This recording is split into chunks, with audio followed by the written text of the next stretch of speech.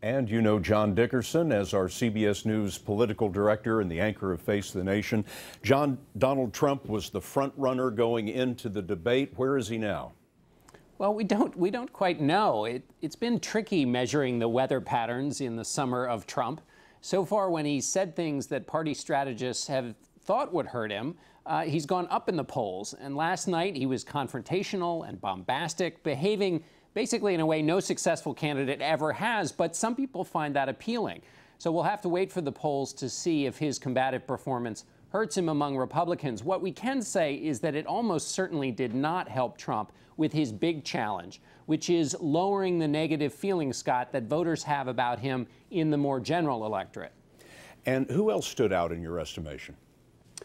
Senator Marco Rubio, Governor John Kasich of Ohio, Governor Chris Christie of New Jersey, all gave sharp and commanding answers that weren't just substantively interesting, but they showed either passion or deafness.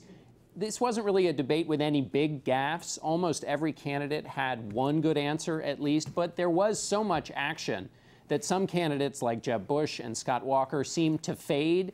Their answers weren't bad, but they just didn't match their colleagues who were being peppery and passionate. For my money, Scott Walker had the line of the night saying the Russians and Chinese probably know more about Hillary Clinton's emails than the U.S. government does. That was notable because it was the one line that didn't come from his usual stump speech. It was a piece of candy he'd cooked up just for the night. And what does last night mean to Hillary Clinton? For Hillary Clinton, she hopes that Republicans spend their time beating up on each other. There were some attacks on her, but not as many as you might have expected. If these competitions go on among Republicans, maybe she'll get a few days where she can get her own message out. John Dickerson, anchor of Face the Nation. John, thanks very much. And John's guest this Sunday on Face will include two presidential contenders, Democrat Bernie Sanders and Republican Ben Carson.